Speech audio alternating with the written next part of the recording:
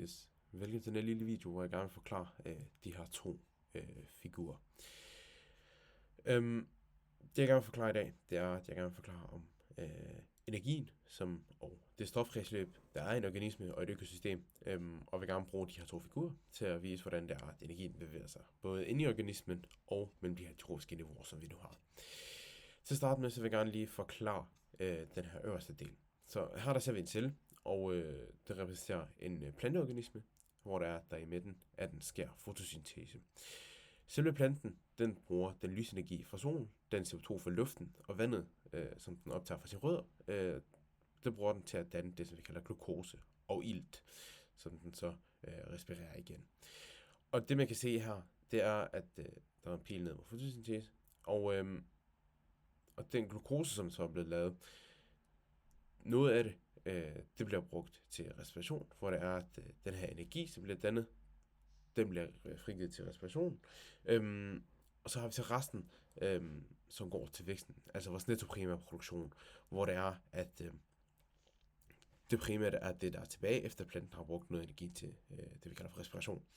Og det, som den gør brug af her i nettoprimærproduktion, det er, at der bliver dannet nye celler, og stoffer som protein, fedt og DNA og cellulose.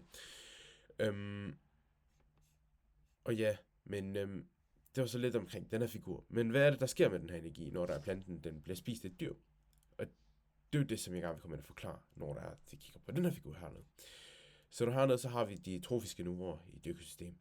Og nederst her, der har vi jo det første trofiske niveau, som er producenterne, primærproducenterne.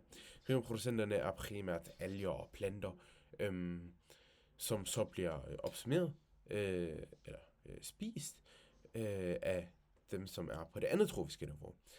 Det andet trofiske niveau, det er dem, som vi kalder for planteæderne.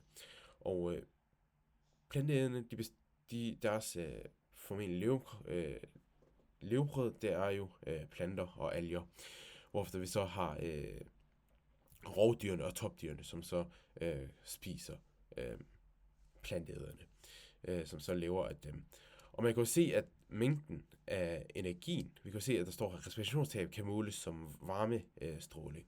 Så vi kan se, at mængden af energien bliver mindre for hvert niveau. Og det skyldes jo primært, at en rigtig, rigtig stor del i de her dyr, og planter også, for den sags skyld, mister en del af deres energi til varme under det, som vi kalder for respiration. Og det er her, de her røde pile, som vi ser her. Og det betyder, at kun en lille del af energien fra planterne rent faktisk bliver overført videre til kæden. Og det er jo derfor, at der er mange planter, flere. Det er derfor, at der er mange planter og færre planteædere og endnu færre rovdyr. Fordi at, ja, der ikke bliver sendt en mængde af energi videre. Så kort sagt, så fanger fotosyntesen energien fra solen, og respirationen frigiver noget af den samme varme, og gennem de trofiske niveauer bliver energien jo gradvist mindre, fordi der hele tiden er respirationstab, som vi kan se her. Så ja.